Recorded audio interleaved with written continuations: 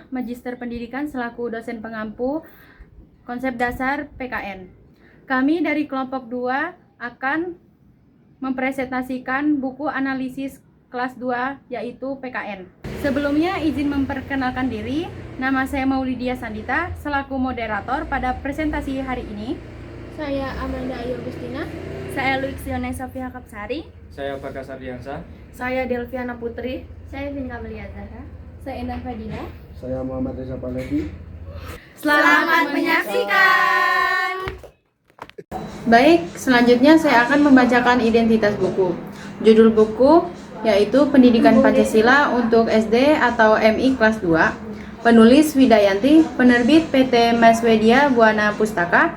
Tahun terbit 2022, jumlah halaman 164 halaman, ISBN 978-602-2324, nomor jilid lengkap 978-602-232-92917 jilid 2. Oke, yang selanjutnya yaitu tujuan menganalisis buku ini. Yang pertama, menganalisis kelayakan buku Pendidikan Pancasila dan Kewarganegaraan kelas 2 dalam membangun pemahaman dasar tentang nilai-nilai Pancasila, aturan, keberagaman, dan persatuan sesuai dengan tahap perkembangan siswa kelas 2. Yang kedua yaitu menilai penerapan nilai Pancasila. Yang ketiga, menganalisis efektivitas pengenalan simbol dan makna Pancasila, yaitu ada di bab 1. Yang keempat, menilai keterkaitan nilai Pancasila dengan kehidupan sehari-hari siswa. Yang kelima, mengevaluasi konsistensi penerapan nilai-nilai Pancasila di semua bab. Yang keenam, mengkaji pembentukan karakter. Yang ketujuh, menganalisis pemahaman sikap dan mematuhi aturan, yaitu adanya di bab 2. Yang kedelapan, menilai pengembangan sikap dan toleransi dalam keberagaman, adanya di bab 3. Yang kesembilan, mengevaluasi pembinaan semangat persatuan, ada di bab 4. Yang ke-10, menilai metode pembelajaran. Yang 11, mengkaji kesesuaian efektivitas dengan tema pembelajaran. Yang ke-12, menganalisis efektivitas pendekatan pembelajaran kontekstual. Dan yang terakhir yaitu nomor 13, menilai variasi metode untuk mengakomodasi gaya belajar yang berbeda. Baik, yang pertama ada kesesuaian dengan kompetensi esensial dan tujuan. Buku ini sudah sangat lengkap dan sesuai dengan kompetensi esensial kurikulum Merdeka pada fase A. Isi buku ini dalam 4 bab, yaitu ada Pancasila, peraturan, keberagaman, dan persatuan. Urutannya sudah sangat tepat karena dimulai dari pengenalan diri, mengenal Pancasila sebagai dasar, lalu dilanjutkan dengan aturan, memahami perbedaan, hingga membangun persatuan. Setiap bab juga disusun dengan langkah belajar yang jelas, mulai dari mengenal konsep, memahami makna, sampai menerapkannya dalam kehidupan sehari-hari. Bab pertama tentang Pancasila menjadi dasar untuk 3 bab selanjutnya, sehingga antar bab saling berhubungan dan saling berkaitan atau tidak berdiri sendiri. Substruktur 4 bab Pancasila, aturan keberagaman, dan persatuan secara sistematis membangun fondasi karakter pelajar Pancasila. Setiap bab memiliki alur pembelajaran yang jelas dari pengenalan konsep, pemahaman makna, hingga penerapan dalam kehidupan sehari-hari. Catatan atau rekomendasi. Buku ini telah memenuhi standar kurikulum secara optimal, namun untuk perkembangan kedepannya akan lebih menarik jika ditambahkan kegiatan proyek yang menggabungkan semua bab secara langsung antar bab yang mengintegrasikan keempat tema utama secara simultan. Misalnya, proyek Kampung Pancasila yang memadukan penerapan nilai Pancasila, kepatuhan aturan, penghargaan keberagaman, dan praktik persatuan dalam satu kreativitas bermakna. Baik, saya akan memaparkan tentang yang kedua, yaitu relevansi dengan nilai-nilai Pancasila. Uraian temuan relevansi dengan nilai-nilai Pancasila sangat kuat dan eksplisit. Bab 1 secara khusus mendalami semua aspek Pancasila mulai dari simbol, makna, hingga penerapan. Setiap sila tidak hanya dihafalkan, tetapi dikonkret melalui contoh perilaku nyata. Bab 2, aku mematuhi aturan, merefleksikan sila kelima, keadilan sosial.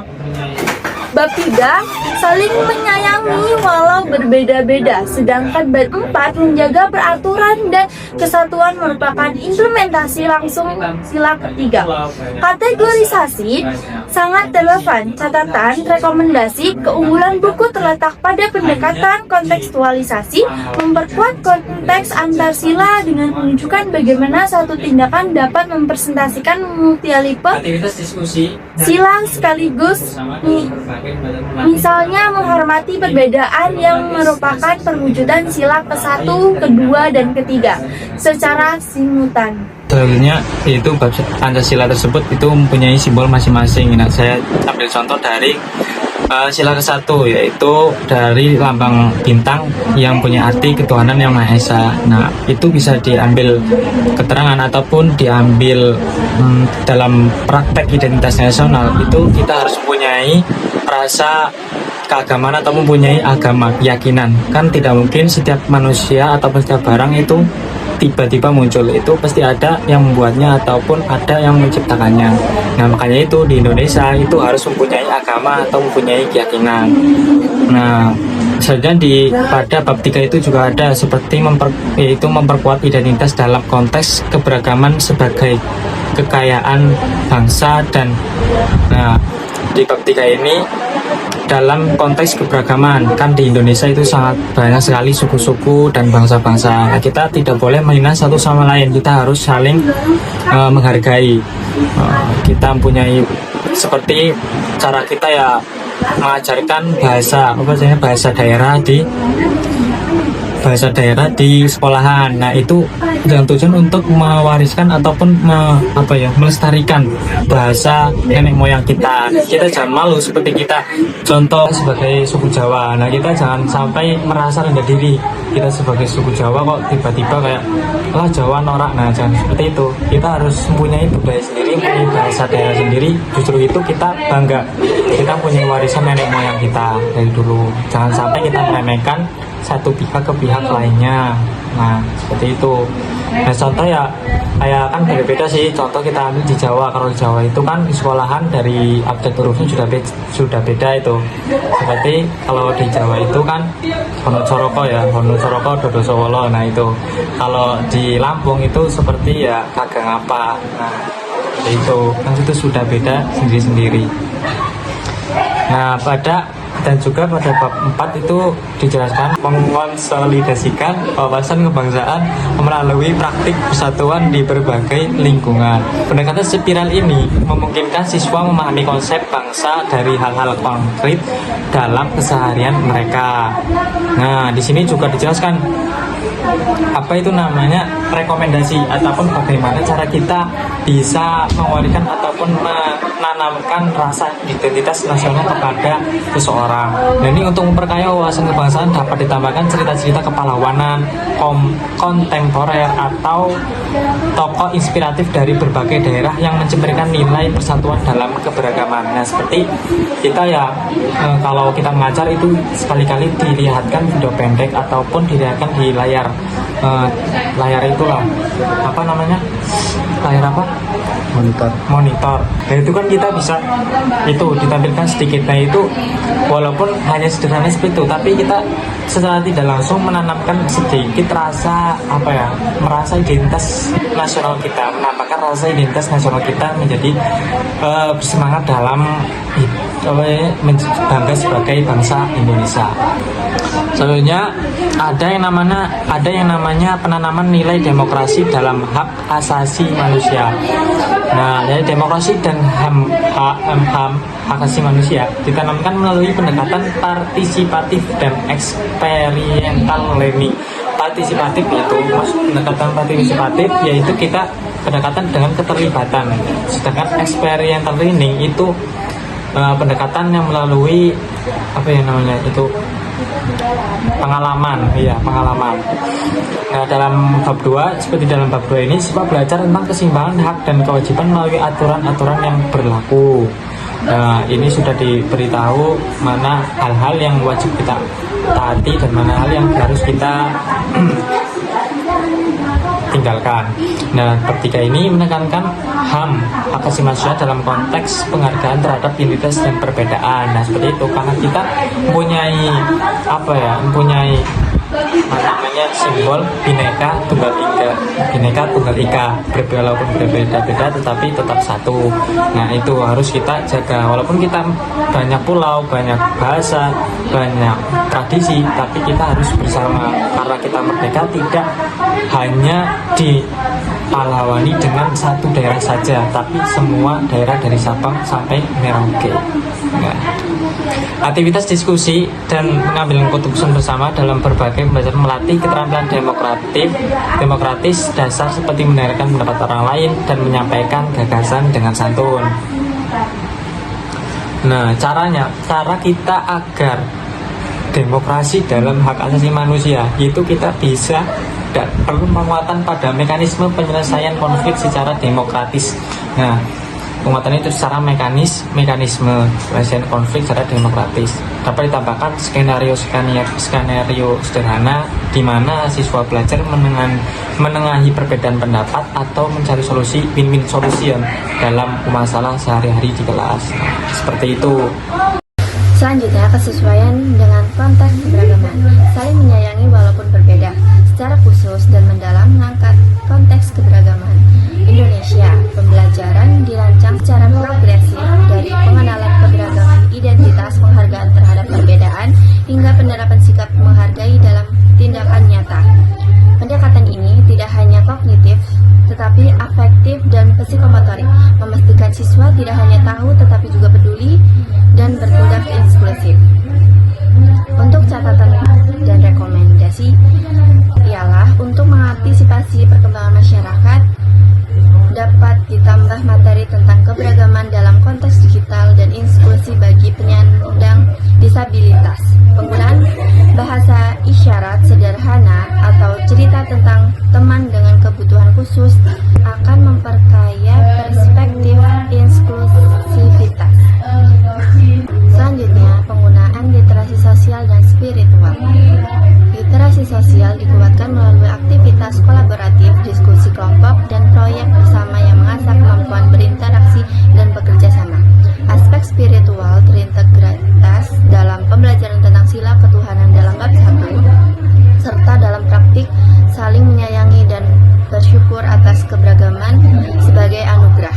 Pendekatan holistik ini mengembangkan kecerdasan sosial, emosional, spiritual secara seimbang. Dari materi ini, catatan atau rekomendasinya yaitu disarankan menambahkan refleksi spiritual dalam setiap akhir pembelajaran. Misalnya momen "Aku bersyukur hari ini", di mana siswa menyebutkan satu hal yang disyukuri terkait materi yang dipelajari. Ini menguatkan internalisasi nilai secara personal. Selanjutnya ada keterkaitan gotong royong dan representatif nilai luhur. Nilai gotong royong menjadi benang merah yang konsisten di seluruh bab. Dalam bab 4 khususnya, gotong royong dipraktikkan melalui aktivitas menjaga lingkungan rumah dan sekolah secara bersama-sama. Bab 2 mengajarkan gotong royong dalam mematuhi aturan untuk kebaikan bersama. Sedangkan bab 3 menekankan gotong royong dalam membangun kehidupan sosial yang harmonis meskipun berbeda-beda. Dalam judul ini terdapat catatan atau rekomendasi. Untuk relevansi menguatkan kontemporer, dapat diperkenalkan konsep-konsep gotong royong digital seperti membantu teman yang mengalami kesulitan dalam pembelajaran online atau bersama-sama memerangi hoax di media sosial. Contoh sederhananya adalah kalau di rumah semua keluarga bersih-bersih bareng, itu contohnya gotong royong. Kalau di sekolah kita piket kelas bersama-sama, itu juga gotong royong. Saat kita menghormati teman yang beda suku atau agama, itu contoh hidup rukun nilai-nilai luhur yang diajarkan melalui gotong royong. Yang ke-8 ada keterpaduan aktivitas pembelajaran dan diskusi. Setiap bab dilengkapi dengan 4 pembelajaran yang kaya variasi aktivitas. Dari observasi simbol, diskusi makna nilai, role play penerapan, hingga asesmen autentik. Metode pembelajaran yang digunakan sangat sesuai dengan karakteristik anak kelas 2 yang masih berada dalam tahap operasional konkret. Aktivitas dirancang untuk mengakomodasi berbagai gaya belajar, visual, auditori, kinestetik. Dari judul ini terdapat catatan atau rekomendasi. Perlu penambahan aktivitas berbasis proyek yang melibatkan orang tua dan masyarakat sekitar untuk memperkuat keterhubungan antara pembelajaran di sekolah dengan kehidupan nyata. Misalnya, Proyek Kelasku Ramah Anak yang melibatkan partisipasi siswa dalam menata lingkungan belajar. Contohnya, 1. Ada visual atau melihat. Anak melihat gambar tentang membuang sampah pada tempatnya, lalu menjelaskan maksudnya. 2. Ada auditori. Auditori atau dimaksud dengan mendengarkan. Guru bercerita tentang pentingnya kejujuran, lalu anak menyimpulkan isi cerita. Yang ketiga ada kinestetik atau bergerak. Anak berlatih role play, ayo kita pura-pura menjadi petugas kebersihan yang bekerja sama membersihkan kelas. Selanjutnya, kehadiran nilai sejarah dan budaya. Nilai sejarah dihadirkan melalui pengenalan Pancasila sebagai dasar negara dan simbol-simbol kebangsaan. Aspek budaya muncul dalam konteks keberagaman identitas yang merupakan kekayaan budaya Indonesia. Meskipun tidak mendalam, pengenalan awal ini tepat untuk level kognitif anak kelas 2 yang masih membutuhkan konsep-konsep konkret dan dekat dengan pengalaman mereka. Dari judul tersebut terdapat materi atau rekomendasi, yaitu untuk memperkaya muatan budaya dapat ditambahkan pengenalan permainan tradisional, cerita rakyat, atau kuliner khas daerah sebagai media pembelajaran tentang keberagaman budaya. Atau bisa juga mengajak anak berkunjung ke museum atau situs budaya yang dapat diintegrasikan. Contoh dari judul tersebut yaitu kita bisa mengajak anak mengenal permainan tradisional seperti congklak, engklek, karena permainan ini termasuk bagian permainan dari budaya Indonesia. Atau kita bisa mengenalkan cerita rakyat seperti Malin Kundang, Timun Mas, atau yang lainnya, supaya anak tahu dari mana asal cerita rakyat tersebut. Nah, selanjutnya ada kesesuaian gambar dengan materi. Berdasarkan struktur konten, buku ini memungkinkan siswa menggunakan ilustrasi yang mendukung pemahaman konsep abstrak menjadi konkret. Gambar simbol Pancasila, skin interaksi sosial yang inklusif, dan visualisasi aktivitas gotong royong menjadi media yang efektif untuk menyampaikan pesan nilai. Untuk anak kelas 2, visual yang menarik dan relevan sangat krusial dalam membangun minat dan pemahaman. Dari judul tersebut terdapat catatan atau rekomendasi, yaitu secara ilustrasi mempresentasikan keragaman Indonesia komprehensif atau geografis, fisik, sosial, ekonomi. Penggunaan infografis sederhana untuk menampilkan data keragaman, misalnya peta persebaran suku bangsa atau yang lain-lain. Itu dapat melatih literasi visual sejak dini.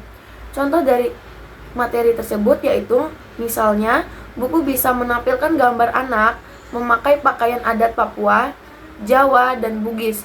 Gambar seperti itu membantu anak melihat bahwa Indonesia memiliki banyak suku dan budaya. Selanjutnya yang ke-11, kesesuaian dengan tema literasi dan numerasi.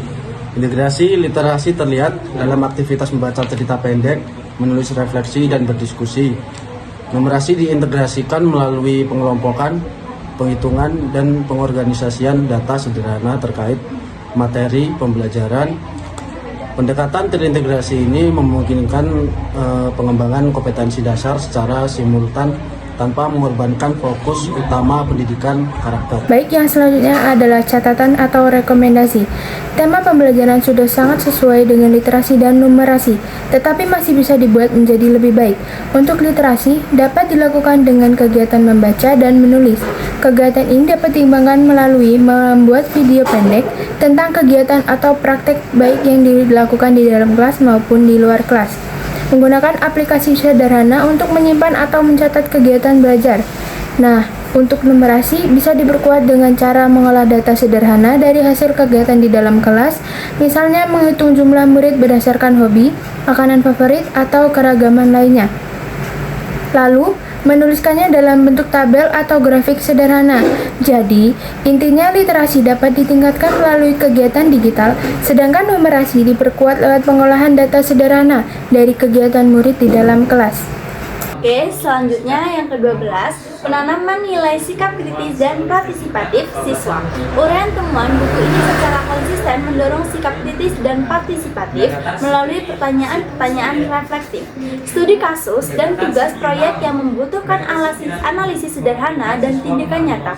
Setiap analisis Pembelajaran tidak hanya berhenti pada pemahaman konsep, tetapi mendorong aksi transformatif dalam skala mikro.